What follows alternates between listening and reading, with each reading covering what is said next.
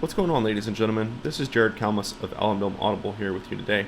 I've got a little special treat for you guys. Adrian and I are actually going to be in Chicago this week for my bachelor party, so we're very excited to come back and maybe share a few select stories from that with you guys. We'll see. But since we're not really going to have time to record a standard episode this week, we went ahead and decided to unlock our Patreon episode from the weekend for all of you guys and post it to our regular podcast feed, as we know everyone out there is itching for some fall camp reactions in their life. So I hope you guys enjoy this. Like I said, this is a sneak preview of our Patreon. So if you want more UTSA content, you want more Alamo Audible content, we definitely recommend subscribing to our Patreon. You can go to alamodomeaudible.com and click on subscribe to get all the details. We do an extra episode every week within football season. You know, sometimes the episodes like this, just kind of sharing our takes. But we often have guests on, you know, whether it's someone from the UTSA community or maybe, a media member from this week's opponent. We try to spice it up and do a lot of fun things on the Patreon as well. So just a little reminder, we got all the extra content out there for you guys. Hope you'll check it out. If you sign up probably within the next week or two, you'll be able to get a free merch drop if you sign up at the booster tier and above. So that's $10 and up. But of course, if you just want the content, $5 and up, get you access to pretty much everything. So hope you guys enjoy, and we'll be back the following week to, maybe start talking about Houston a little bit. Hopefully we'll have a depth chart to talk about, but we'll definitely have plenty of football practice impressions to discuss as we get ready for the 2022 season. So I'll jump over into the podcast, and I hope you guys enjoy.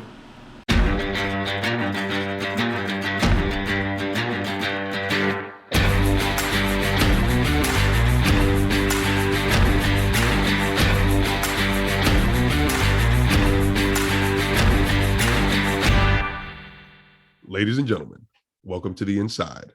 You are tuned into another exclusive premium cut edition of the Alamo Dome Audible podcast. We thank you so very much for subscribing, supporting, and most importantly, tuning in. Joined as always by Mr. Jared Kalmus. I am Adrian Bermudez. What is up, dude? Not much. This is attempt number 2 at this podcast. My gosh, attempt number 2, which thankfully we didn't get super deep into the last one. Yeah. Or else you probably have like a weird sort of like splicing of 2 audio quality, yeah, which wouldn't be good either. So we only. And got I was 5 also minutes. thinking, like, this is not the most time sensitive podcast we've ever done. Like, we're not doing a game recap or a game preview or something, or breaking need to news, rush it. you know. I mean, honestly, whenever you lost power in the first place, we should have scrapped it that night, because we were trying to do it with Jared on the call in. And look, dude, let's be honest, the audio quality was dog doo-doo. Okay, it was not good. It was scratchy, and so this is much better. Everything happens for a reason. Quality. And we've got to treat the 2022 season with the freaking respect that it deserves, because these 2022 UTSA football Roadrunners are the defending conference champions, and it's fall camp, and we're here, and look, they're looking already real nice, clean, and polished, and so we got to be that too. You know what I mean? We got to be that too.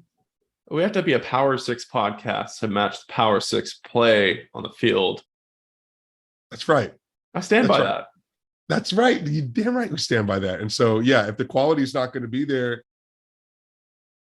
it's always going to be there. The quality will not be there. Speaking of quality, dramatic pause. We are in full swing on position previews on the blog on Patreon, and that is a premium tier benefit. So if you're listening to this podcast right now on the Patreon app or on the Patreon site, be sure to go log in to alamodomeaudible.com, maximize your value, get to read our blog post. Position previews have been good so far, I think. We've done quarterbacks, running backs. I think you started on receivers, or you're starting to start on receivers. About to do O-line probably on Sunday. So yeah, be sure to sign up. There's all kinds of good stuff on there. They're coming up. I know a lot of you guys haven't signed up yet, so don't wait. Don't wait until the season. You off-season unsubscribers. Yeah, we know y'all come back around. We're waiting for you to come back. Maybe not even unsubscribers. It's a lot of people that still, have the app and listen to the podcast on there, just haven't made the jump to the website yet. Well, those people can't hear this episode either, though. So if your friends are one of those, all the premium all the premium podcasts are still on Patreon. It's just none of the blog articles or videos or anything are over there anymore. They're all on the website. Yeah. Right. So if if your buddies aren't subscribed either, make sure they get subscribed too, Sure. and yes, the website, I'm glad you reminded of them. And we were just kind of playing around with more stuff. We're going to be adding more stuff to the website. It's always going to be getting better and improving. And we were just looking at it, and I was just looking at it, and I was like, man, this thing is awesome. So you guys need to be on there. If you guys aren't on there, it is sweet. It's like a freaking Cadillac driving that thing, and I love it. I absolutely love it. So again, make sure you're getting on the website and checking it out, because it's just fantastic. It's the hub for everything. One place. Yeah, well said. Mm-hmm. So fall camp is in full swing. We're almost a weekend to fall camp. I think there's been 4 practices with a 5th happening today. Probably, I think as we're recording, I think they're probably in practice number 5. Right. So Friday would have been the last day of no pads, and I think today would have started full pads in contact. Maybe that's they were in shells yesterday on Friday. Okay. Today, Saturday morning. So they might do another day or 2 of shells. I'm not sure. And then Monday, and then maybe they're popping pads at this point. It looks good, man. I listened to a lot of what Traylor's saying, and I think the biggest thing that I'm getting out of this fall camp right now is that it's an extremely healthy squad. You said we're running 4 teams right now. We're deep everywhere. And a lot of times when we get into fall camp, we're a little bit dinged up. We said this year, I mean, everyone's healthy. Everyone's good to go. And it's just been extremely productive because of that. Everyone's in there getting reps. 4 teams I want to say deep. that there were periods last season where they didn't even have a 3rd team to practice with. It was just the 1s and the 2s, right? Yeah. Because there were certain positions that were, getting hit. Or maybe this is 2020 I'm thinking about, but just certain positions that were hit with injury, grades issues, COVID, whatever. So to have the depth to run 4 squads and everyone's getting quality reps into their positions, all throughout the fall is really great. It's going to help build that depth that UTSA is going to need down the stretch, especially with this brutal out of conference schedule coming up in, a couple weeks. Yes, sir, indeed. Yes, sir, indeed. It's going to be a very, very brutal September, right? And so we've got to be as healthy as possible, because with some of the competition that we're going against, fingers crossed, but we can have some guys dropping like flies, man. I mean, it's especially when you're going to play a triple option team at Army, because they're going to do those low cut blocks. Absolutely. It's scary. It'll wear you down. And just the amount of miles it's going to take out of the team to play 3 opponents of that high of caliber between Houston, UT, and Army. It's going to be difficult.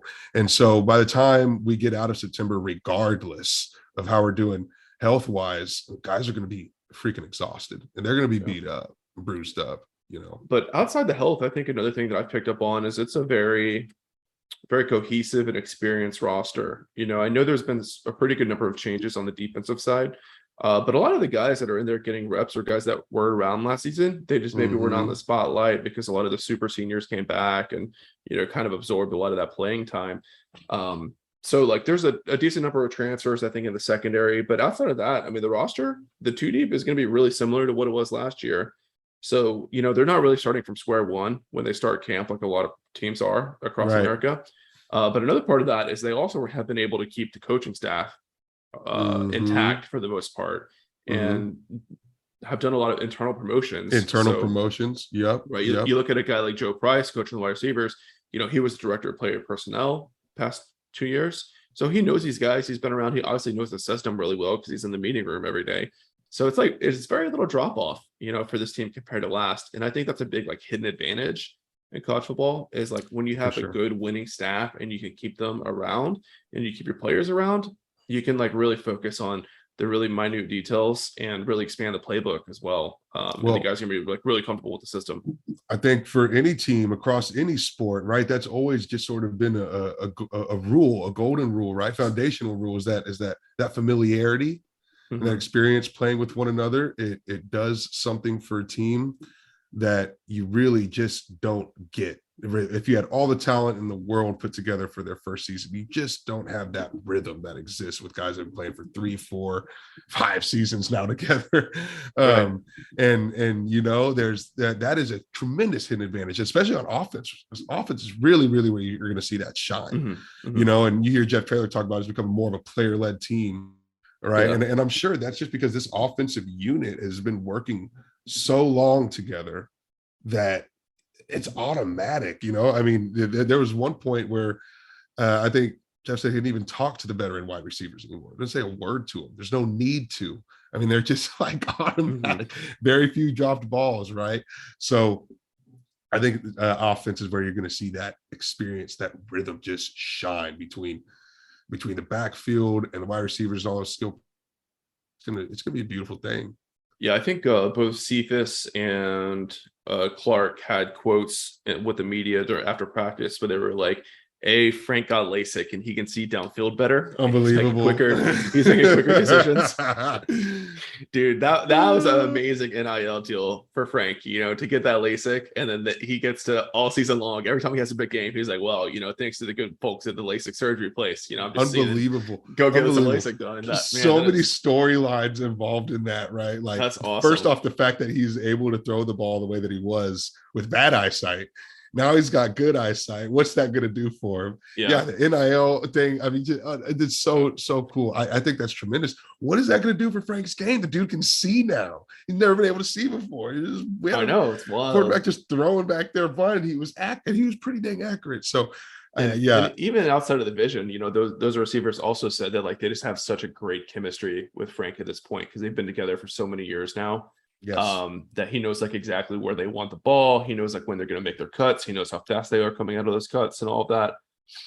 So that's huge, man. It really is. Like, I mean, it's huge, bro.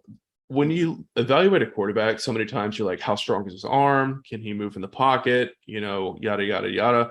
But those intangibles of like the chemistry with your receivers are super critical as well. And that's how sometimes you'll see a guy who is not an NFL quarterback, but he puts up crazy numbers in college. Because just like knowing a system and like knowing your receivers is a huge, benefit to the offense. Yeah. I mean, the stars have like really aligned here because you talk about the things that you look for in a quarterback. Frank does a lot of those things well already.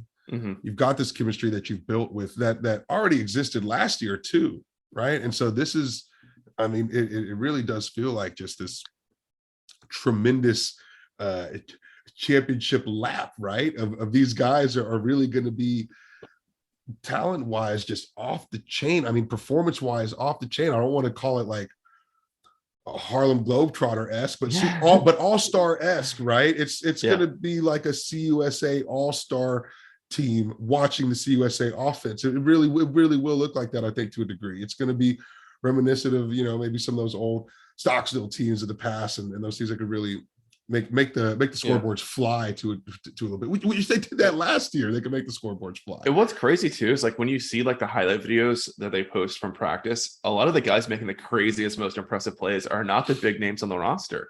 Right. I've seen like Chris Carpenter, the transfer from Colorado, have a couple of crazy like touchdown catches in those videos.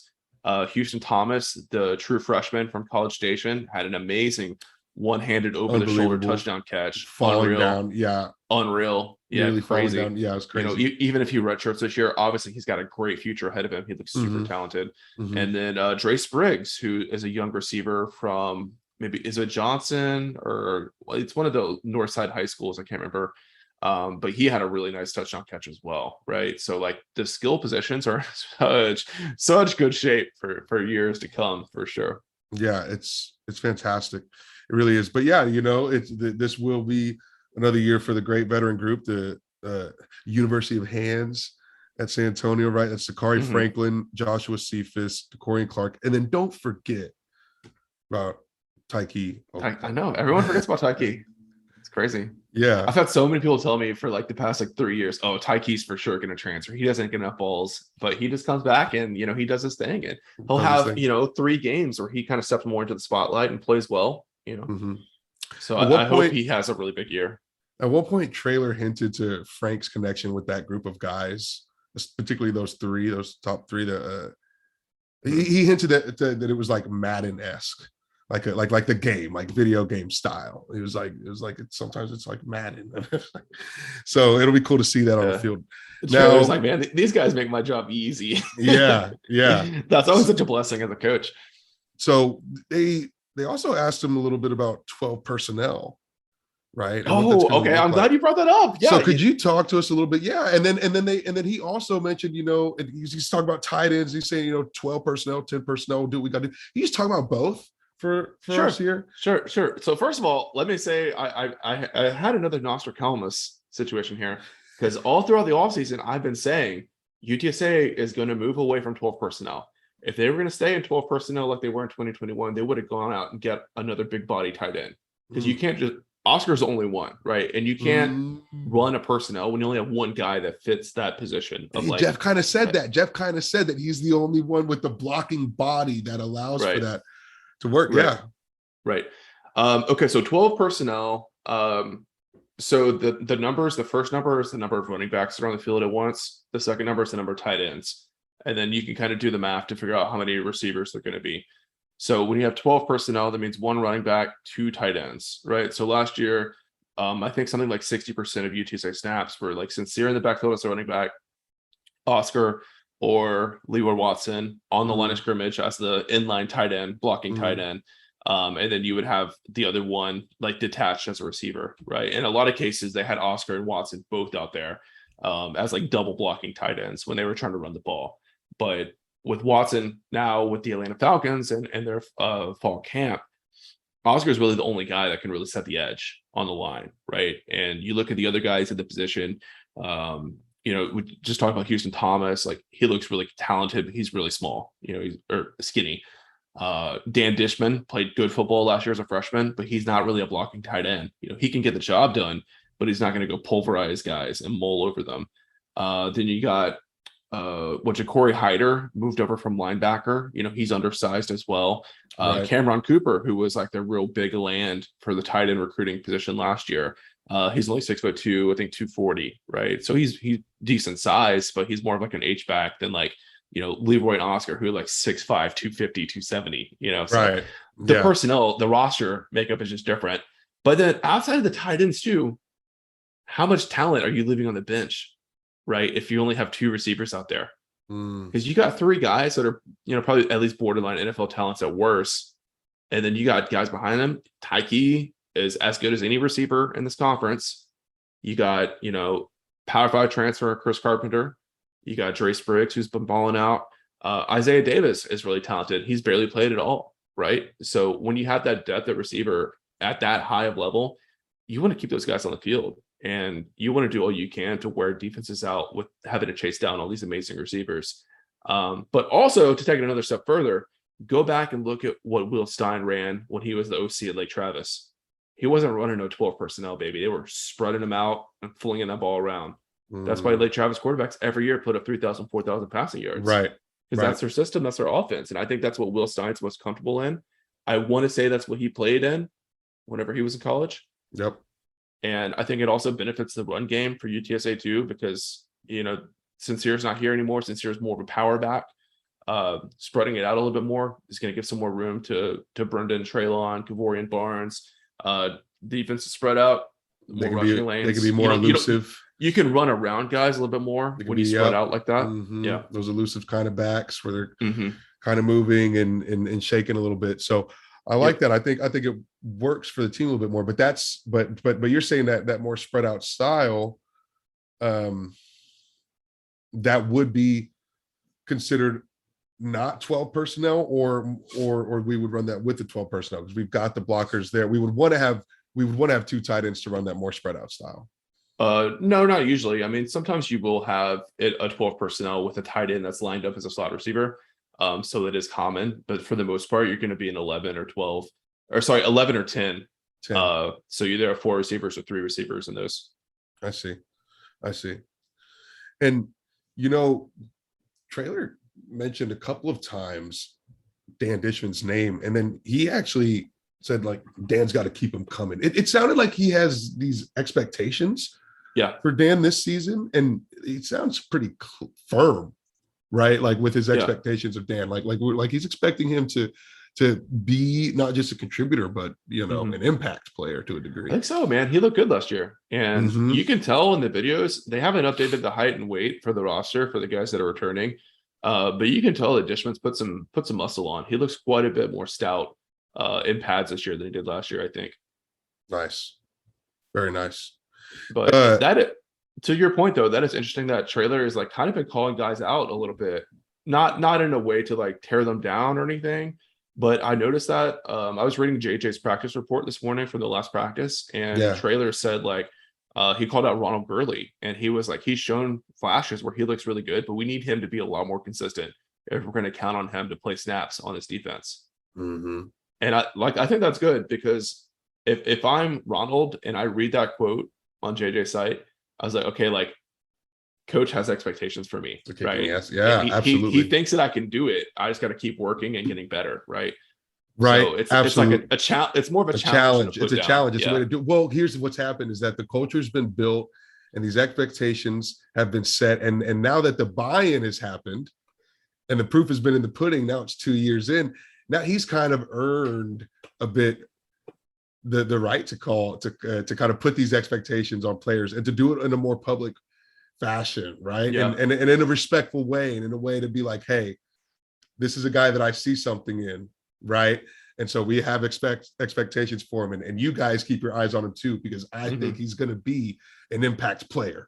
Is essentially what he's getting at. And so, yeah, I really like that, and I think that's something that he's earned with the players, right? And that he's built sort of culture wise, and so that's really cool. It is really cool, and you know, he's mentioned Brendan Brady to that point. He's mentioned Brendan Brady's name a lot. Like he's effective, and he's talked about, hey, I want to run 3 running backs every single game. Yep. And we talk about all the personnel on offense and these guys being 4 teams deep. And running back, we've assembled the talent in the locker room now, but very unclear on who's going to sort of spearhead that group and hold the torch, carry the torch. So what does that look like? Does someone have to, though? Does someone have to? Right. Running back by committee. A lot of teams are really successful doing running back by committee. Remember that Louisiana Lafayette team that beat UTSA in the First Responders Bowl? Incredibly good team. They won, when Napier was there, they won 10 plus games, I think 3 years in a row. But they didn't have a number 1 running back. They had 2 guys that were A and B, Lightning and Thunder. And that worked just fine for them. Both of those guys were like really experienced, and you know, they knew their role in the system and they executed it well. I don't think there's any problem with that. You know, UTSA has leaders all over the offense, so I don't think they need to have a direct replacement of Sincere, of a guy that's going to get 30 carries a game. I think in a lot of ways it benefits the offense if you have enough guys that you trust to get 12 or 15 carries a game, and then they're more fresh. You know, they might be a little bit quicker in the fourth quarter. Sincere was a freak in that he was like that in the fourth quarter as well, just because he was so physically gifted and he was like different in that way. But most backs are not going to have the same power, velocity, and speed in the fourth quarter as they do in the first. So I think having that running back by committee is a good thing. But if there's a guy that's so good you can't take him off the field, obviously that's a good place to be. Yeah. And I think one of the things about fall camp that's been nice and just something I've noted is there haven't been a lot of bad surprises. And not so far. Yeah. And you know, it's funny because you'll remember I did the blog post on the website recently, the class of 2010 recap. So like the very first guys that committed to UTSA, just tracking them throughout their career at UTSA and, you know, seeing how things turned out for them. Man, a lot of the guys back then just didn't show up on campus at all. Right. You look at a guy like, I think Corey Bright was one of them. Like he didn't make the grades, and like no one knew where he was at first day of fall camp. He didn't report because he didn't qualify. And that used to be so common back in the day for UTSA. Yeah. And now that stuff just doesn't happen anymore. Doesn't happen anymore. Yeah. Right. Only 2 guys on the that were missing on the roster that were unexpected. One is Kennedy Lewis. So he was the wide receiver transfer from Texas. Been dealing with off stuff issue. I think he had a family member pass away. And his grades like weren't good, right? So he had to take a year or semester off or whatever. And then Brandon Tennyson, also not on the roster. So he was a quarterback commit last season. But he had a pretty bad knee injury. So I think he's probably gray shirting and will probably join the team next semester, if I had to guess. But you know, I think if Kennedy Lewis is the only guy that was like a non-injury drop from the roster, that's pretty dang good. Because back in the day, you know, it was normal to have 5-6 guys just drop off the roster year in and year out, right? That kind of attrition really builds up over time. So It's nice to see the program in a state where they don't have as many attrition casualties, and they can kind of keep that depth. He was actually asked about that, and he made a point that the guys just love playing here, right? Yeah. And I think when we were talking about familiarity and experience with each other, it builds that locker room bond a lot. As you're Hmm. sort of seeing that family kind of tie. You Hmm. you make a point about Tyke opportunity to go to a transfer portal doesn't, and it's probably part of the reason too. Why? Because guys like being on a team that's got a good culture and it's got a winning one, right? It's easier to also know your role and be content with it whenever you're winning ball games. So Hmm. we've talked about what receivers. We talked about 10 personnel, 12 personnel, tight ends. We talked about running backs. I don't know if we mentioned those three by name, but it's Brendan Brady, Ty Edwards, and Julon Williams will probably be the running back by committee. Oh, I think you meant to say Traylon Smith instead of Or, or, Julon. or Traylon Smith, right? Traylon Yeah. Smith, Ty Edwards, Brendan Brady. You think Julon will get some snaps though if he's I don't anything? know. I think him and Kavorian Barnes are really going to battle for those kind of maybe like 5 carry a game, kind of Those change the five, pace six back. carry. Uh-huh. Yeah, because they're like the same kind of runner, right? Like kind of smaller guys that are real slippery. Um, so I don't know. I mean, I have a lot of hope for Barnes. He is a younger guy too, but Julon's moving to a different position. He played quarterback in high school, but he kind of played as if he was a running back. He looked good in the spring game too, so I'm not writing him off by any means. But I Mm-hmm. think those two guys are going to be battling out for that fourth spot for sure. Right. And So dare I say, Ty Edwards is getting slept on a little bit too. I wouldn't count him out. okay. Yeah. I don't think so. So let's say let's say on that same note, before we move over to defense, if anyone's getting a couple of snaps after Frank, who's it going to be? I don't know, dude. Okay, Who's behind Frank right now? you feel like Eddie Lee is like the lockdown selection, right? But You like to think so? he's coming off an injury. He did have surgery in the offseason, and you hate to judge a player based off the little bit of video snippets that you see at practice every day. But Eddie Lee looks a little bit not fully healthy. Like there was one clip of him going through like the little chute ladder thing you like do your steps on. And he just looked really slow going through that. And then, I saw a video of him throwing a pick. The ball just looked different coming out of his hands. Like it wasn't spiraling the way that it did last year. So I do wonder if he's at like 80% or something like that. Coach was talking But about Cam Peters a little bit. yeah, Yeah, he mentioned his name. Now he did also, I mean, I think once upon a time there was some off-field issues that he had, but he said he's gotten a lot better, but on the field he's looking pretty dang sharp. I'm curious about that. yeah, but there is a lot of time before the season starts. Eddie Lee probably won't play until Texas Southern. Sure. I don't know. I guess it depends if you expect Houston or UT to be a blowout. I don't think either of them will be a real blowout. I don't think so. Maybe UT gets sloppy at the end or something like that. But I think it'll be fairly competitive either way. Have we seen the Jeff Trailer construction of UTSA get blown out, like legitimately blown out of a ball game? I don't think so. I would have to go back. UNT last year. Oh, yeah, dude. That might be the only one, honestly. 45, 20, 23 to 45, which we had a lot of those points in garbage time. That was a blowout. We got blown out. Blown out last year. But I think that's the only one, bro. I think this team is pretty consistent when it comes to showing up. That's something they preach, but they've kind of stood by that too. Haven't really gotten routed. There was a 21-point loss to FAU in Boca Raton. And you only put up a field goal. That was that 2020 season. Yeah, so that UNT game, for sure the worst. For sure the worst. Okay, well that's good. But even then, I mean, the final score 45-23. I mean, that's. I think that's some garbage time points. Yeah, it's kind of hard to put Eddie Lee threw that touchdown right at the end. Yeah. But it's kind of hard to only put up 3 points too. I mean, that's always a blow when you only scored a field goal, and FAU was 24-3. Now, I will remind everyone they didn't bring Frank out for the second half at quarterback. That's true. We hung it up with the first team. We just accepted it. It was the right decision. I'm just saying, like, if that is the only true blowout, counting it as a caveat because Put they that were really asterisk playing on for the there. championship Put that game. asterisk on Yeah, there. yeah. Yeah. I'll Okay. allow it. I'll allow it. Last thing on the offense, though, Yeah. the left tackle position's been interesting.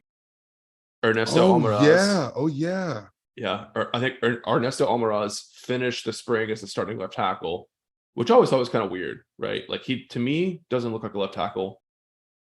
Hadn't had a ton of experience on the line. It looks like he's moved to backup center now, and the left tackle battle has been between Demetrius Allen, who's played a ton of snaps for UTSA and played well, and then Payne Hebert. Is it Hebert, the Northwestern transfer left tackle? Seems like Allen has the edge right now, based off what I've seen. But it's good to see those two guys battling. I think that was like kind of the ideal two deep at left tackle for UTSA would be those two. And then Almaraz is a great like utility player that can play any position on the line. So to have him as like your kind of your swing 6-man up front, I think is a really great move for both teams. For both the team and for Almaraz. That he probably gets more playing time there than he would if he was just like the reserve backup left tackle.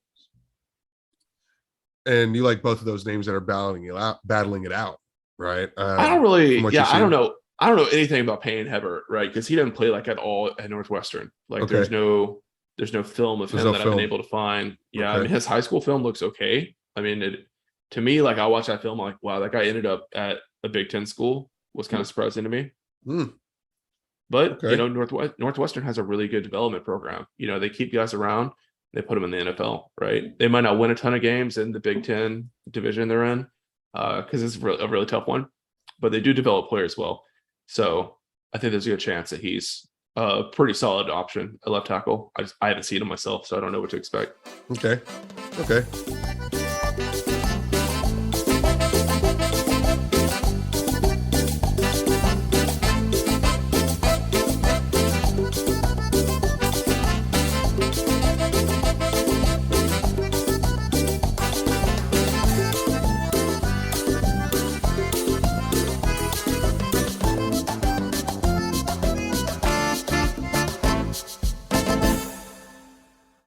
So defensive side, that's a little bit different. A lot of new names, right? Yeah, for sure. A lot of new names, a lot of new numbers out there. And I think there's less, even with the guys that we've seen running with the ones in practice for the defense, I think there's still a lot of battles that are up in the air still at a lot of positions. I think the offense is pretty much locked in. I think the guys that are the ones right now on the offense are the ones that are going to get the first snap against Houston, right? Defense, I'm not so sure. I mean, I think some of those competitions will run into game week against Houston. And even throughout the season, I think you'll probably still see more guys moving in and out of some of those starting spots until people really emerge. You know what I mean? Oh, yeah. Yeah. And he's been talking about guys playing multiple positions out there, too. I think he's mentioned he expects for Ken Robinson to play safety and play will. Oh, it will. Oh, interesting. I hadn't read that. Whenever you said multiple positions, I thought you were talking about Robinson, but I thought you were expecting him to play corner and safety. No, that was in a dang. I was in one of those post-practice interviews, and I was like, well, that makes sense. I mean, I guess if they're going into like a dime package or something like that, and they want to bring an extra DB in, that makes a lot of sense. Dude, what an endorsement of Robinson as an athlete, that he can go from being a starting cornerback to, maybe second string safety, but then also move down into the box and play will against a passing offense. That's impressive stuff, man. It's huge. It's huge for a guy like that to be so fluid, right? Be able to move around like that. And that's probably going to help him a lot, going forward in the future. It can help his prospects if he can really shine this season. So that's exciting. So, I mean, but there's a lot of the defense needs to figure itself out. The good part is the talent's there for the defense to not take a tremendous step back, to still be consistent and a very much a top producing unit in this conference. I think that's no question, but they got to figure stuff out. Absolutely. Do I expect a lot of it to be figured out by the time we get to the end of the conference, out of conference schedule? Probably so. Yeah, probably so. So I think going into CUSA's defense is going to be just fine. Yeah, I'm inclined to agree. I think there might be some growing pains, throughout the first part of the season as it's hard secondary. really good Starts to mesh. competition. We might get exposed, on just guys not being able to communicate with one. It might be a mental error, might be a brain fart or something like that, just trying to figure out the positioning and everything. Well, right? and something I want to preventatively say right now is Houston and Texas both have really strong receiver units. Right. So I think that UTSA is probably going to give up some long touchdown passes against those two teams. And I think fans are probably going to be like, this secondary is awful. They're worse than last year. These transfers are overrated. Playing, have no idea who are playing, right? Yeah. Especially we didn't see any opponent near that caliber last season. Right. And hell, we were just talking about 2020. Did we play anyone that good in 2020? I don't think so. BYU, I guess. BYU, I guess. Yeah. I would say UAB, but yeah. Sure. But so I mean, so there might be a little bit of lack of perspective there when it comes to the fan. But here's the good side is that we go blow for blow on the offense, and we'll just match that. We'll just match that 60-yard touchdown grab. Hopefully so. Yeah, I mean, no worries about that. So let's dive in a little bit. I mean, I don't think there's a whole lot to talk about on the defensive line. Inside linebackers are pretty much set. You got Brandon Brown, Brandon Matterson, Cyrus Simon as your 3 down, and then on the inside you got Harmonson and Ligon, of course. But I want to dive into those defensive backs and those outside linebackers. Starting with the cornerbacks, it's been really interesting that so many people that have been interviewed and post-practice media availability have said that this is by far the deepest cornerback unit they've ever seen at UTSA. Yes, that's phenomenal. And that is still with people also admitting that there's a lot of room for growth and improvement. I think when you watch like the highlight videos from practice, they're almost always offensive highlights. Absolutely. So we've got a lot of depth, right? Like I mentioned earlier, Dre Spriggs touchdown, Chris Carpenter, Keith Thomas, all those guys. But a lot of those starters that I've seen, the coverage is there. It's just like, the offense is so talented that they're making the defense look bad in those videos. Dawan Griffin. But I think there was like one. So there was one video where these it was a one-on-one with Nick Fortune, who's the West Virginia starting quarterback that transferred to UTSA. Wow. I think for those returning guys, Zakari cooked him, the dude. spots. Absolutely Absolutely cooked him. going anywhere. Put him on the ground. ground. Touchdown catch. Really coming. No. But then you go back and you watch the actual just play as as developing experience. If Fortune's coverage was great. And then it's a great throw from Xavier Frank. Spencer. He put the ball he's already right been where here. Zakari could He's get a it. freshman last year, And Zakari super just did his physically thing. gifted. And you see him starting to But develop. UTSA is not going to have So I feel really strongly that things are going to work caliber out and at the most cornerback position. matchups outside of All those guys seem to have been as advertised so far. and Nathaniel Dell. I like that. U of 8. I think it's a really good group. How things end up at We're quarterback. going to be just fine. Yeah. Especially whenever it comes to conference play, we'll be just fine. But yeah, I mean, a lot of dominoes still need to fall when we look at the other positions, though. Comes close. A lot. So for the most part, it's going to work itself out. It's going to sort of just sit back and watch as it works itself out. And a safety. I mean, haven't heard a whole lot about Pig Cage yet. You've seen it's good or bad. The whole I kind of expected him to like really start to grab some headlines right off the bat. So maybe he's having, he needs some time to adjust the defense or something. I don't know. But Wisdom and Chapman at starting safety is as good as you can hope for, right? For sure. And then you got Robinson in the mix back there now, so I think the safety position is going to be improved from last season. Yeah. We're going to need both those to be really, really strong. And we're going to need those guys to be consistent. That's kind of the only thing. I mean, would you say we're kind of thin at safety if something happens to Wisdom or Chapman? I think we're unproven at safety. Okay. I guess only other guy that's played a lot of snaps is Kelechi Nwachukwu. And he had his struggles last season. He's a good player. I think he's going to be a good provider of depth for UTSA on this defense. But he'll need to be better than he was last year for this defense to really have the depth that they need to have to like really run the table again. Yeah, step up a little bit. And Rashad's going to have to be just as consistent. He might even have to be a step up than he was too. He might have to step up this one. What's interesting? I was going to save this for my safety position preview, but I'll say right now is if you look at Rashad's stats last season, it looked like he didn't have that productive of a year. He didn't have any interceptions and very few pass breakups. But how much of that was offenses avoiding his side of the field? Right. versus him just, not making big time plays. I Right. think it's more of offenses targeting Antonio Parks when he was out there. The former. Correct. Yeah. Yeah. So if the rest of the defensive back improves across the board, maybe Rashad's turnover rates and pass breakups go up because they won't have the luxury of being able to target the other side Just of the field. avoid him. Right. Yeah. Okay. So we'll see. It's kind of like in baseball. You change your lineup a little bit, and suddenly they're not pitching around, the number 5 batter because you got a better batter in the 6 hole. So I think it can be similar for the defensive back. Right. Okay. I like that. I like that a lot. Yeah. Very nice.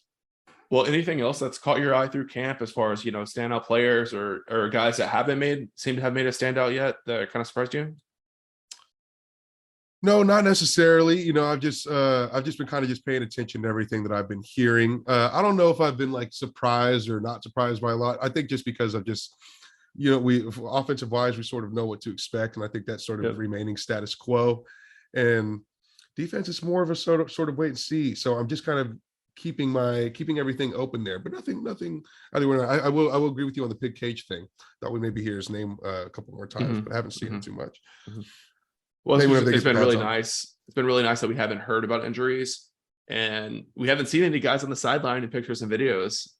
Everyone seems to be healthy, good to go. And, that's one of the most important things for this team. Yep. Definitely. Okay. So earlier you were talking about, trailers interviews, and sometimes you got to like kind of go back because you're like, oh, that was an interesting point. Yeah. So one of his first interviews that he talked about how he had 6 different players come to him in the offseason about, I know that if I went to the transfer portal, I could get X amount of money at this school for NIL, and they would definitely take me and all that stuff. Mm-hmm. What do you think about all that? Well, you were talking about attrition and retaining guys in the locker room, right? Yeah. And Traylor was saying, guys love playing here. They love playing here. They just love it, right? He says about 4 or 5 times, but in between like the 3rd and the 4th one, he threw in, they wish they had a little bit more NIL money, but they love playing here. They love playing here, right? And he kind of threw it in real subtle. And I was just thinking, I was like, man, is that Traylor sort of challenging San Antonio to sort of put their money where their mouth is and come and support these players a little bit more because they're not seeing what they're seeing, and him saying it, and I heard what he said. That was actually one of those first practices, so that was previous to him throwing that little side comment. He said, "Look, 6 guys came up to me and considered this. It's a real issue. It's a real competitive advantage now, and a real competitive component of keeping guys, recruiting guys, is NIL money. And when you have guys that are star performers that have the highlight reel, there's a lot of guys that put up awesome numbers, but dude, I mean, the highlight reel grabs that we get from these receivers are just, and we don't know who went and approached Traylor about getting more money. I'm just saying what you're seeing from these guys, I mean, it is marketable. It is showy, baby. It's tremendous, right? And those are the kind of guys that I'm sure have been approached by representation of other or their high school coach is usually how those things work. Yeah. Right. Something like that. Or, I mean, so you get guys that are hearing words, or maybe people are talking to them and they've got colleagues too that go to other universities, and then maybe they're making a lot from their NIL deal. How much are you making over there at UTSA? So I think it's Traylor challenging San Antonio, like, hey, we're giving you what you want product wise. You have it here. You need to invest back into it. We're not just talking about fundraising dollars, but you need to get some money in these players' pockets, man. Yeah. Because that's always, since the dawn of time, Jared, been the most competitive part of anything. College athletic. Yeah, of anything. It's dollars, right? So man. Yeah, man. We need to get these guys rolling convertible, baby. We need big diamond chains. We need the whole thing. Give it to us. We need more guys wearing the Frank Harris slippers, You didn't even know where he got those Versace's. Where'd you get? I couldn't tell you. Bootleg Bentley tracked it down, and they weren't as expensive as I thought they were. But yeah, it was like the step down version of the real designers. Yeah. Well, it still looks sick, right? But he killed it, right? He killed the swagger wise. On the NIL front, I'll say two things, right? First off, I have a theory. When you look at the schools that are kind of like outperforming expectations in the NIL space, you look at schools like Tennessee, Miami, Texas A&M. Those are all schools that have really passionate, fervent fan bases that have generations of fervent. Yeah, but they haven't won lately. No. And I think a lot of those programs are like, this is our way back into the glory days, is we're going to go really hard on NIL. And they're just shelling it out. They're just. I think that at least to a certain extent will work for them. And I think on the other side of the coin, a lot of schools are like, oh, well, we don't need to do as much in NIL because like we're winning, right? And like they haven't felt the pain yet of losing players for NIL reasons. Dude, and what about the cultural component of building a team by just throwing dollars at it? What's that going to attract? We can do a whole podcast on that. Yeah, I agree. What you're building with an organic, actual culture, like we've seen Jeff do. Right. But my theory is like I think a lot of NIL fans, boosters, community members, whatever, are kind of on the fence with NIL because they haven't felt the pain of not having NIL yet. Because Traylor's been able to keep his guys because of the culture, right? But if that changes or the head coach changes, if Traylor got another job or he retired or something, you got to spend. You got to spend. And dude, yes. Go ahead. I'm sorry. My other point I was going to make is I think that UTSA was a bit ahead of the curve for the G5 when it came to NIL. A lot of players are getting NIL deals early and often, ourselves included. We signed Frank Harris the first week of NIL. We had to deal with him, and I think that kind of caused a sense of complacency amongst boosters and donors that these guys are getting deals, they're getting marketed and all that stuff. But other schools other peers of UTSA are catching up and even surpassing UTSA's NIL commitment. Output. Right. Output. I like that. Maybe not a number of like organic actual marketing deals, but you're seeing, obviously SMU is a great example. They have their collective, like they don't even try to go for small money people. Like I looked at their website the other day and like the cheapest option was like $600 just to get skin in the game, Obviously a little different at UTSA with Runners Rising, $5 a month, is awesome. Right. So it's a totally different atmosphere. But I think a lot of people are like, oh, well, the car dealerships are getting Frank and Rashad on stuff. So that we don't need to do anything. Fine. Yeah. But that's not going to work. Go look at the list of people that are involved in the UNT collective that just started up. And it's like a who's who of their top 20 donors. Oh, there's gonna be some serious money behind that UNT collective, I'm pretty sure. Right. Shoot. It's like the people that pay for their practice facilities and stuff like that. So UTSA is going to be in a pretty bad spot. Something like that is scary. Yeah. You're scaring me. 100%. Just the way you say it makes me a little bit scared. It's an addressable issue, right? But I just don't want to be in a situation where Zachary Franklin transfers to UNT because they offer him $100,000 NIL money, and then it's like, oh well, we didn't think that's going to happen. Now we're going to start. We can't make a competitive offer. Yeah. Now we're going to start doing NIL deals at a higher scale, right?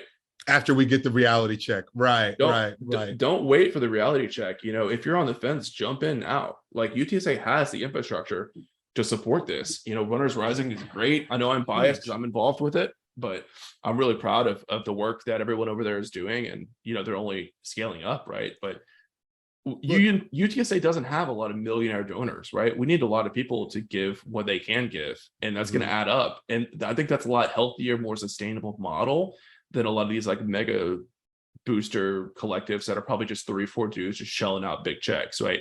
They're going to get tired of that, and they're going to start to feel some pain in their pocketbook. The team's going to lose, and they're going to back out. Yep. But the more community-driven stuff, I think, is a lot more sustainable in the long term. And I think that's where UTSA needs to be, right? But I just think a lot more people need to jump in because it's like there's a reckoning that's probably going to happen. Let's not let it get to that point. Let's all pitch in and do what we can to help these so many amazing student athletes at UTSA. Let's all just pitch in and help these guys out, and let's prevent an issue where the roster just gets ransacked by NIL deals. It would be a terrible way to fall off all of this mountain that we've been Right. trying to build here. Right. And we don't want to see that happen. You know, it takes a hell of a lot of work to stay at the top, more work to stay at the top than to get to the top. Right. Yeah. So, and it's got to be an all-in thing. And big shout out to Runners Rising and the recent deal with my boy Josh Cephas on the Yeah, that's been a huge success for us. That's fantastic. Yeah. Dude. Yep. I forgot to mention it earlier. We were just talking about it. You talk about trailers, tidbits. There's one more that I want to mention. And we were just looking at the previous blowouts, and we were trying to figure out the blowouts from 2021 and 2020. So they were asking him about, you know, how to,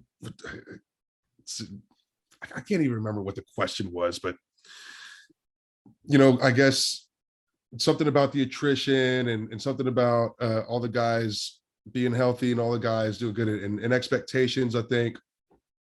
And Trailer said, you know, their measurements are win the day. And it's always been their measurement is to win the day. And he said that he said something like, you know, I know everyone thinks last year's team was amazing and the best team ever, but honestly, based on our measurements of win the day, the 7-win squad the year before was the better team, because that team got all they could out of what they had. Almost insinuating as if last year's team could have achieved maybe a little bit more than they did, right? And saying the 2020, and I was like, man, really? And so I had thought about that, but I hadn't actually done the looking into it. But now that we've looked at the schedule and we see a 3-point output game against FAU, now I'm really wondering, did that 2020 team did that? Was he insinuating that 2021 didn't fulfill potential? Was he talking about, you know, UNT game? Was he talking about bowl game? So it made my mind go freaking crazy. And I know it's maybe also just been coach speak to a degree, right? But also I was like, there's no way you can really think of it, right? So, I think that every time Coach Trailer says something that we get on this podcast and we're like, oh, it's coach speak, we're right, but there's a good amount of truth in it also. Yes, he doesn't do anything by total accident or just going through the motions. Everything's intentional with Trailer, everything. And I was like, what is he talking about right now? And I was thinking maybe they did just because you know the team was trying to figure things out, put things together, and it wasn't all there, and COVID and blah blah blah. Yeah. But then I see this 3-win out, so I don't know. But I thought that was crazy. What was he insinuating about 2021, and is that in fact true? I think for 2021, the expectations were a lot higher. The roster was in a lot better shape, and they had more time together as a staff and roster. 2020 expectations were super low. Quarterback position was a total mess at the time. Don't forget, Lowell Narcisse started a lot of games that year. That's right. Right. You know, so I think it's fair to make the argument that the 2020 team far surpassed expectations coming into preseason. 100%. The 2021 team did too, but I think a lot more people picked them to win 8-9 games or something like that, and they ended up winning 12, 11. Yeah. And that was Trailer's first year here was 2020. That's 7-win team. We were coming off of complete disaster of performing football. A football performance was at all-time low across all categories. Yeah. And so he turned that out into 500, an over 500 season. And so, yeah, that's all true there too. That's all true. But I've got to imagine some of that is also meant to be like a kick in the ass to the players. Don't y'all dare get comfortable either, right? To some sort of degree, because we could have been better last year and we better be better than we were last year this year. And that sort of thing as well, right? And I do like two things that Trailer's been talking about in his interviews. First is like, you know, we're here to represent the brand, and that's more important than what's on the win and loss column. And of course, no one wants like a participation trophy or what's the other word I'm thinking of? Moral victory. Moral victories. You know? No one wants to say, oh, you know, shout out to those Roadrunners. They went into Austin. They only lost by 4 points. They're gonna have a great year. Rah rah rah rah. But it's more of like, are we building the program long term by staying competitive in every game and giving the best effort possible and playing to the best of our abilities? Because I think like if you can do that every single game on a long enough timeline, you're going to build an absolute powerhouse, an empire of a program, right? And I hope that the fan base isn't like, oh, we lost to Army, UT, Houston by a combined 10 points. The season's ruined. I've seen a lot of people say the UT game is the biggest game in program history. Oh, it's not. But the way that the team competes and responds to adversity is going to tell us a lot about how the team is going to continue to perform going into conference play and even going into next season as well, right? I think like everything went UTSA's way last year for the most part, other than the UNT game, the weather, all that stuff. There weren't a whole lot of really traumatic injuries last year. The team was in great shape. They had no hardships, no adversity. Right. And just had to learn that's how not to going to win. happen every year. Never going to happen. Yeah. They had to learn how to win and deal with winning, which is a great thing to learn and that you need to learn. They got to learn all that, but they got to enjoy just that lesson pretty exclusively. They didn't have to learn anything else. And so this year, that's absolutely going to be the polar opposite. Just through the month of September, you're going to have some adversity to deal with, and a hell of a lot of it. And they had to deal with that in 2020 when we just talk about 2020 season. They deal with a lot of adversity that season, and so there'll be a lot to deal with this season. So it's not like they're totally inexperienced with it, but learning how to win is important too. Well, hopefully the support of the community will the team to perform well and represent the brand, because the brand is now going to be a lot more visible throughout the city of San Antonio. Yes, sir. Than it was before. Yes, sir. Yes, so sir. Oh man, that was a good segue, dude. We're getting back in the season. We're getting back into the swing, and we were just talking about NIL money, and we need more backing. And this is how UTSA creates that culture, baby. And yes, if you didn't know, Let's Go 210, the official campaign has started. It's not even just started, it's in full swing, it's ripping. And so there's this whole initiative of Let's Go 210, these banners that are going to be around the city in people's front yards, on landmarks, flying off of buildings, right? All over San Antonio, Let's Go 210, but with the Rowdy Head logo over the zero on 210, all blue and orange with the UTSA official font, UTSA down the side of the banner. It's beautiful. And it's now this city rallying cry, because they didn't say Let's Go Runners, they said Let's Go 210. And Trailer has built the brand around the area code, and now we're able to turn the culture and brand that he's built into a marketing campaign that's not just for UTSA demographic, but for the whole San Antonio community. Because we're repping the city. We're not just repping the city. It's the city's team. The whole thing. It's a master marketing class. It's genius. It's been building for 3-4 years. I don't know if this blueprint was laid out when they first got here, like this is how we're going to do it, but this is how it's happened, and it's probably all been organic. But I mean, hell, put this in COB, College of Business, and teach this, because it's happening right here in front of you, dude. And I guarantee you, Let's Go 210 banner is going to be plastered across San Antonio. I'm always hesitant to make this comparison because I feel like people are going to take it the wrong way. And I do it a lot, but this is like such a small town high school football move to do these Let's Do 210 banners. I freaking love it. And that's great, dude, because these little 3A, 2A programs across the state of Texas inspire so much pride in their community that they rally around the local team, like the Gilmer Buckeyes as an example, obviously. Yes. To bring that same community aspect and engagement to the collegiate level is a huge win. Man, I think that's great. Bro, San Antonio does this with the Spurs. And I never seen this in other cities. You have like your super fan diehard with like the Texans logo like painted in his garage on the wall, and he puts like the front yard banner, a front yard sign and his stuff. But most, when you're driving through a Houston neighborhood, you're not going to see a Rockets front yard or an Astros front yard, or maybe off the signposts in the suburbs, but not really. Dude, when you go through San Antonio and the Spurs are in the playoffs, the freaking the city the city council building, the county courthouse building, I mean, they've all got the 210 and Spurs and black and silver flying off of them. And you drive through San Antonio neighborhood, every single front yard, half of the front yards have Spur stuff in the front yard and flying off of everything.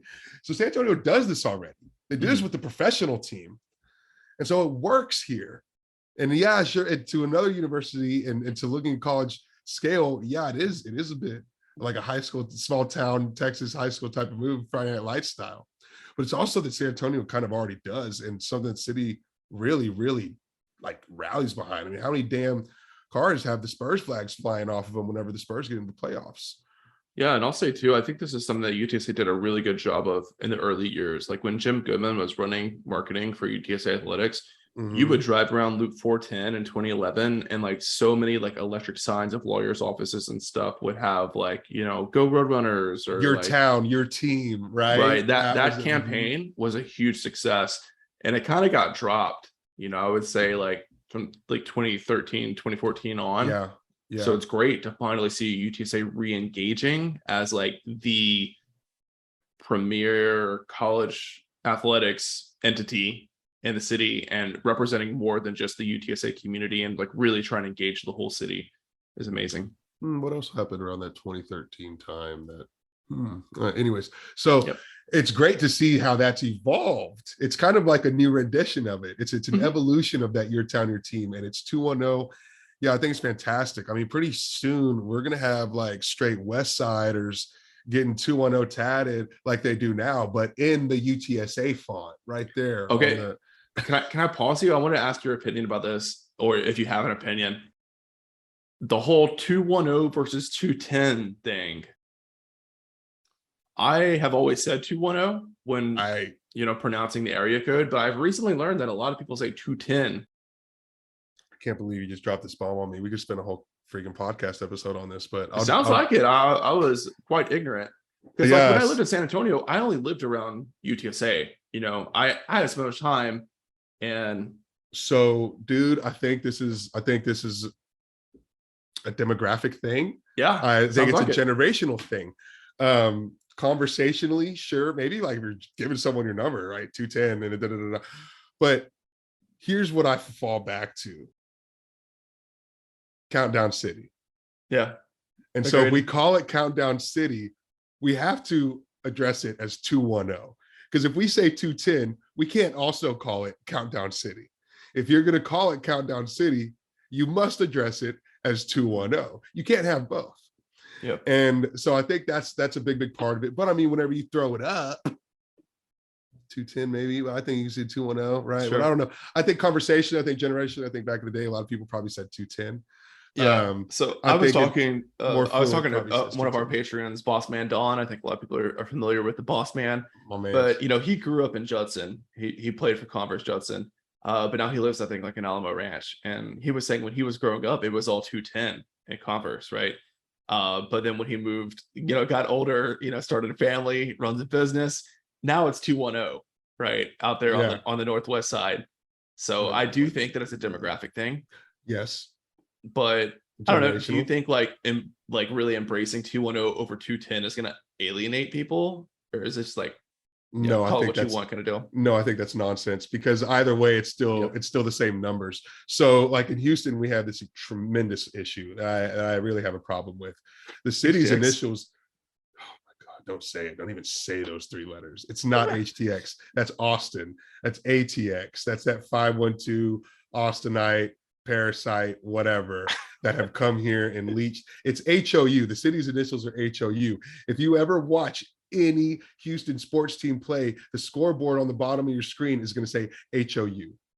It's also the airport code. It's the airport code. It's always been the city's code for hundreds of years. Only until like 2015, 2010 maybe, this HTX thing start. And it's garbage. I hate it. I can't stand it. When the Super Bowl came here, the big letters that they did were HTX. It was an embarrassment. But 210 is totally different, because it's always 210, whether you say 210 or 210, right? The letters are the same. I could understand people, I don't know. Not like, I don't know. Maybe they should. I've never heard anyone say 0. That's for sure. I've never heard 210. 210. No, I haven't heard that one either. So, no, I think 210 is fine. I don't think it will create a huge alienation amongst the fan base. Well, I'm curious to hear from more people that grew up in San Antonio. I have a limited life experience, just going to UTSA for 5 years.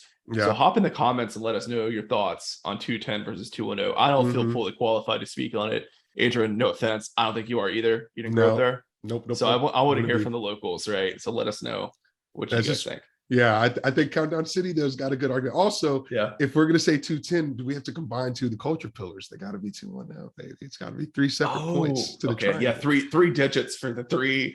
For the 3, exactly. That's right. We got 3 culture pillars. We don't have one. Yeah, That's great. I've always believed in the Oxford comma, I guess. So me too. So we've got one more tidbit. Let's wrap this thing up, man. It's lunchtime. Let's get out of here. We're going down a weird path right now. Fantastic. Anyways, new golf coach. Dude, yes, the search is over. Welcome, Matt Wernecke as the new head coach of our men's golf program. Yes. I can't believe we spent 10 minutes offline before recording this podcast tracking down the pronunciation, and then you just chickened out and said all 3 of them. It's Wernecke. No, Wernecke. It's Wernecke. It's Wernecke. It's Wernecke. I was trying to say it, sound it out so people Wernecke, so people knew how to say it. It's Wernecke. We really got to wrap this episode up. I'm sorry. Anyway. So 2 years at Louisville, right? And Carlos had back-to-back NCAA postseason appearances, so that's nice. But a Texas high school veteran of more than 10 years, okay? So he's been around for a long time, a lot of good experience, and people are pretty, I don't know, people seem to be pretty excited about it. I've seen a lot of good stuff written about him there on Twitter. That's a great hire. Yeah. I mean, look at what he did at Louisville. Back-to-back NCAA postseason appearances, and they got a 9th place finish in nationals last season. Also, he coached up 2 individual award winners, the winner of the Palmer Cup and the winner of the Walker Cup. And then sounds prestigious. I don't know too much about those, but if it's an individual award nationally, it's got to be right. Yeah. And I'm not going to pretend to know the real ins and outs of men's golf and like who's a powerhouse and who's a blue blood in golf, but I'm willing to bet that Louisville is not a traditionally blue blood golf program. I'd be a little bit surprised. Right. Yeah. Okay. I imagine schools like Stanford and I don't know Florida and kind of like that level. So I think a 9th place finish for Louisville is probably one of the highest finishes in school history. So I do think it's a really strong hire. But prior to that, dude, he had like a trailer-esque at Gilmore run as a Texas high school coach. So the Vandergrift boys, 11 state championship appearances, 3 in a row. He 3-peated 14, 15, and 16. 2016 state coach of the year by the National Federation of High School Coaches. I mean, that's a pretty damn prestigious honor, if you ask me. He's the #1 coach in the year by the National Federation. Hell, I mean, the guy's gotta know what he's doing here. He sent like an awesome replacement. He sent one of his players to UTSA too. Wow, Jack Wemmon. I love that. I love that. Who's currently here? He's already got an N for building the culture, right? He's already very familiar with one of the players. Another thing I like about his resume is that he played at Sam Houston State. I love that. I think we talked about on an episode a while back. I can't remember which golfer it was, but one of UTSA's most successful golfers transferred to Sam Houston. And everybody's like, what the hell? Why would anyone transfer from UTSA to Sam Houston? They have a really strong golf program because they have a program to where you can be like, what do you call it when you like work the pro shop at a golf course? Like, I can't remember what it's called. I don't know the name of the position of the title. No. Yeah, but like they actually have an educational program for a career in golf, right? So they get really, really good golfers to go through there. Obviously, Coach Wernecke was a 4-year letterman there, so had a lot of success as a player, and of course, he knows this region extremely well as playing here in college, but also as a high school coach. I think it's a really, really, really strong hire from Lisa Campos. One of my friends called her "Can't Miss Campos." When we were talking about this hire. That is fire. CMC, Can't Miss Campos. Can't Miss Campos. Hashtag it. Oh my gosh, that's unbelievable. I love it. Dude, the ceiling for this program is crazy. This could easily be a consistent top 25 program in men's golf, right? So I think it's a really good spot for Wernecke to land. I think it's a logical progression for his career to go from the assistant at Louisville, have national success. Now he gets to run his own program at an American conference program. So I'm excited. I'm excited. I think it's a good one. Awesome, man. Well, welcome, Matt Wernecke. Excited to have you. Yep. I think that'll be it for this week. Fall camp's here, baby. Pretty soon it'll be regular season. Yeah. Countdown So is on. I think our plan for season preview is to do a full offense preview and a full defense preview, both regular episodes, and then we'll get into the U of H game that week. I'm stoked, dude. I've never felt more like prepared for a season as I do right now. Wow. I think like Love that. getting the website set up really got It's my beautiful. gears spinning. You know? And now it's so easy for us to like make content and stuff. Like sometimes I'll lay in bed with my tablet. I'm like writing a blog post directly onto the site. You know, it's a great time. That's amazing. Great time to Patreon donor. That's amazing. And we have ordered merch options. So I ordered some extra ones for the base level, but not a lot. Not a lot. So if you have friends that are thinking about subscribing, you should let them know that inventory is limited for merch for this year. Yes, sir. Yeah. Yes, sir. I'm gonna oversubscribe. People gonna be asking, where'd you get? Oh, whew, it's gonna be sweet. Yep. Let them know. And once you receive yours in the mail, please display it proudly and let everyone know where you got it from. Love it. I love it. All right. Well, thank you guys. Thanks again for your support. Hope you're getting ready for your tailgates. And we'll see you guys back next week for our next episode.